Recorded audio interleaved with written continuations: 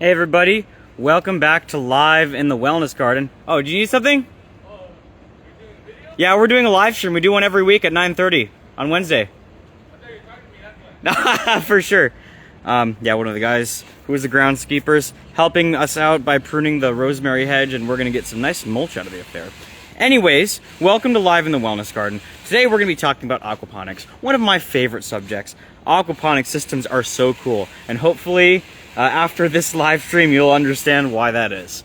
But first, I wanted to give some highlights from recent happenings in the garden, kind of like what's going on type stuff. All right, I'm gonna take off my hat because it's kind of hard to see behind me. So we got some moringa right there. Look at that.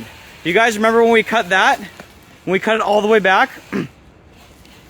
The canopy of the moringa trees, or this hedge rather, is now towering above us again. And look at this. Look at how fast they grow. These are the ones we cut back in June. In June. It is now October. It is 4 months later. Look at that. Look at how tall they are. Absolutely incredible. Absolutely incredible. Like, can you believe that? That is 10 feet of growth. 10 feet of growth in 4 months on the moringa. 10 feet of growth in 4 months. This tree is amazing. It is so giving. It is so nutritious. You can use every part of the tree for something. And we love growing moringa here. We love it. It is definitely one of the coolest plants we grow here in the Wellness Garden. And it produces so much that we can donate pounds and pounds of it to the food pantry and still eat some of it ourselves, which is super cool. Whenever I make soups here for lunch, I like to include 2 moringa leaves in my lunch. Leaves as in right here. This is 1 leaf. I'll include 2 of these in my lunch, and it's incredibly good for you. It gives you your body all the nutrients it needs, almost every single one, including all 9 essential amino acids. So it's a great thing to grow. Anyways, let's start migrating over towards the aquaponic system.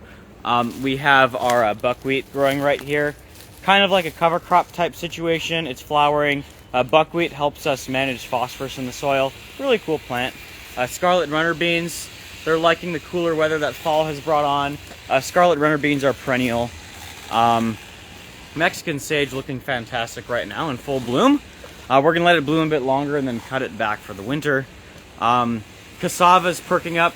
I guess cassava doesn't like as much heat as other things. It'll take it, but the cassava won't grow really quickly in heat like moringa will. Then of course we've got our beautiful blue Java banana. 7 months old. It's massive. What can I say? It's massive. We've got new leaf coming out. When these guys are happy, they'll push out 1 of these new leaves per week. And that's about the rate of growth we are getting right now. So, super cool. All these leaves, these big green leaves, were made within the last couple months. It's really amazing how fast bananas grow. Another plant that's very giving. This thing still has to grow probably to the tip top of that leaf, at least the stem does. Maybe a bit shorter. And then next year, probably around July, it'll shoot out a flower bud and give us fruit. All right, so let's talk about aquaponics. So, here's our aquaponics system. And, I'm sure some of you are wondering, what is aquaponics? I'm sure you've heard of hydroponics. Everybody's talking about it nowadays. It's all the rage. But what is different between hydroponics and aquaponics? All right? So this is a hydroponic system, okay? These are both media bed type systems. It's the growing method that we use in these systems. So this is a hydroponic system. What's different, right? Well, right away we notice that the hydroponic system has a small tank. The aquaponic system has a large tank for the water. So let's see what's in the hydroponic tank. Neon yellow water, and that's because we've got fertilizer to the water. Let's see what's in the aquaponic tank. Oh, what do we got here? Oh, we've got fish. So that is the difference between hydroponics and aquaponics. Where do the plants get their nutrients? In hydroponics, we add fertilizer to the water, and in aquaponics, we raise fish in the system, and their excretions are the fertilizer. So, these plants right now are growing off of fish waste. These ones are just growing off of a regular, chemical fertilizer. We run all of our other hydro systems, almost all of them except for 2, off of organic nutrients.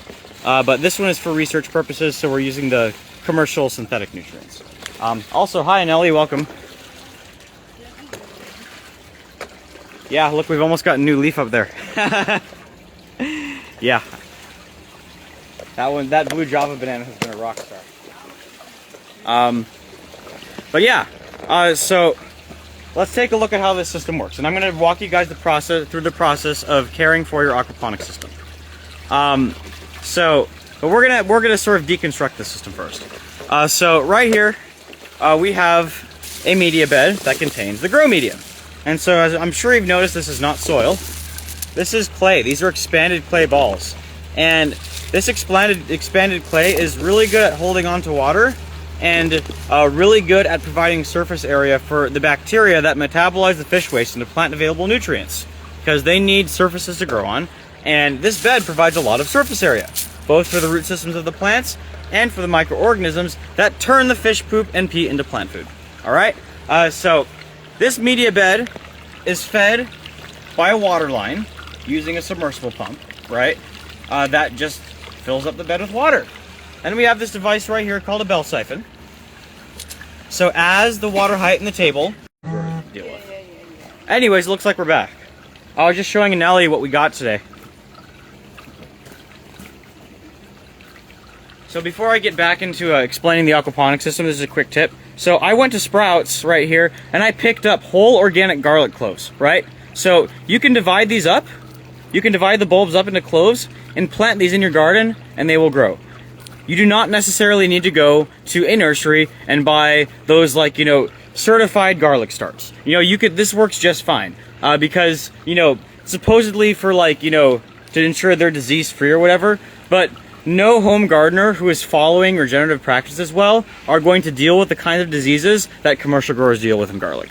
So, just pick up garlic from the store and plant it. Now's the time to plant garlic. Anyways, aquaponics. So, as I was saying, this is the media bed where the plants grow. We have this expanded clay medium that provides surface area for the roots and the microbes that process the fish waste. So this is going to fill up with water continuously. We have a water line coming up that is powered by a submersible pump. Same kind of pump you'd use for a fountain or like a pond or whatever. And so the bed is slowly filling up. And eventually the water is going to hit this standpipe right here. You can see that it is now flowing over the edge of the standpipe and back down here into the fish tank, right? That's the water. So the water is going to fill up to a certain height. Then we have this bell right here, because this is called a bell siphon. We put the bell over top, right? Then what happens is a vacuum is created inside of this bell. You can see the water pulling out. And now all the water is draining at a rate much faster than the bed is being filled up, right? So this bell siphon enables us to automatically drain the media bed. Eventually, it's going to get to the bottom. When all the water gets to the bottom of the media bed and it reaches its minimum water height, then what's going to happen is those little notches that you saw on the bottom of the bell siphon are going to allow air bubbles into the siphon. And then once you get air into the bell, the siphon breaks and the entire bell siphon restarts itself. So this is a passive, automatic filling up and draining mechanism for this bed. And also, since it fills up slowly, the roots of the plants are happy. You know, the water height is not like fluctuating super rapidly.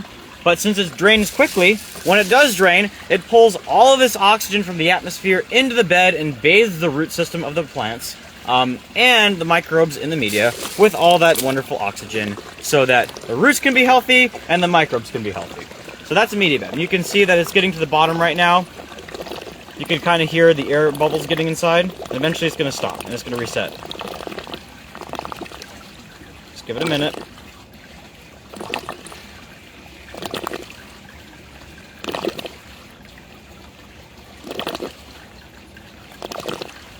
Sometimes it takes a minute.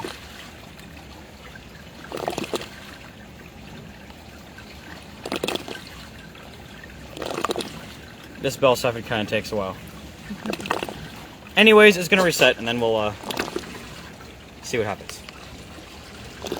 So, then of course, it's working on it. Maybe I need to move it. I might have disturbed it. Let's see. Oh, there it goes. You just kind of heard it. It heard like a... It sort of sounded like a toilet, how a toilet sounds after it flushes and starts filling up with water again. Basically the same kind of mechanism, alright? It's a siphon. But yeah, so now this bed is filling back up. You can see that the water has dropped to its minimum height. And over the course of about 10 minutes, the bed is going to fill back up again. And then the cycle will repeat. So we have our plants right here. This is lacinato kale. We are growing these for antioxidant research to test the antioxidant content of all these plants and compare them across different growing techniques. So we've been doing this research for years, and we're still collecting as much data as we can. Right now, the aquaponics seems to be highest in antioxidants, but we're still tweaking our growing techniques to get more data and better data, and that could change. I think this time around the soil plot might compete well with the aquaponics plot. So yeah, we have aquaponics, hydroponics, and the soil plot. And the plants in the soil plot look really, really healthy this time around because instead of germinating them in coco coir medium or just like regular coco coir trays or in the rock wool, we germinated them in soil blocks. And they transplanted so well from the soil blocks, and we covered soil blocks in a previous live. And these are the healthiest transplants we've ever grown. So big ups on the soil blocks, but you do not want to necessarily use those in aquaponics or hydroponics. You can if you are using like a cocoa vermiculite or cocoa perlite medium, but you typically don't want to do that. So yeah, here's our hydrocale. Now let's get more into the science of aquaponics because basic principles. Everybody can understand that. After like a 1-minute elevator pitch. But we're not just interested in the basics here. We're interested in the science. We want to understand how this thing functions as a self-contained ecosystem, right? So I mentioned the fish waste, the microbes, and the plants. These are the three main components of the aquaponics ecosystem, right? And these components are all symbiotic with one another. They benefit one another. They exist in a web of relationships, as all ecologies do. Ecology is about connection, symbiosis, interconnectedness, symbiosis, interdependence, mutual aid. Those are the principles of ecology. So in aquaponics, not only do we grow plants, but all of these biological living components of the system all partner with and help each other, right? So let's first talk about the fish. Obviously, the fish provides nutrients, and these nutrients are provided in two forms. First of all, we have ammonia that is excreted through the gills. This is basically the fish's urine, right? Our urine contains ammonia, and that's why it smells. But they also have solid waste, which is their poop. And so the ammonia, obviously, is going to be nitrogen. This is our nitrogen source, and then, of course, we have all the other minerals in the poop. So phosphorus, potassium, iron, magnesium, calcium, zinc, all the other things that plants need. For the most part, you can find in the fish food.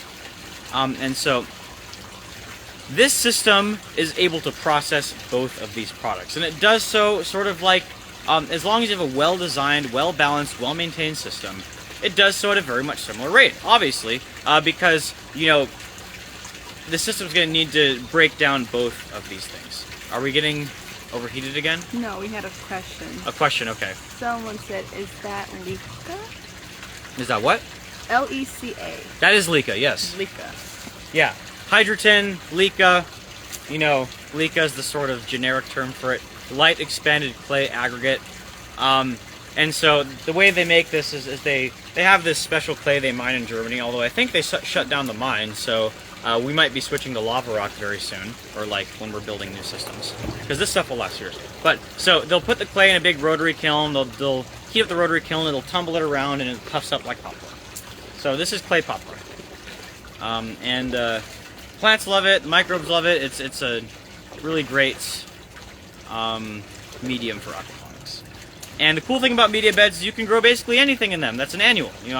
Perennials are kind of limited. I mean, yeah, you can do mint, you can do turmeric, ginger, that kind of stuff. It would be really fun. It would be really fun to grow turmeric in here.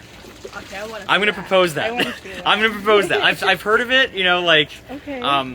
Like doing well? Doing well. Really? Doing well. Okay. Turmeric loves growing in aquaponics.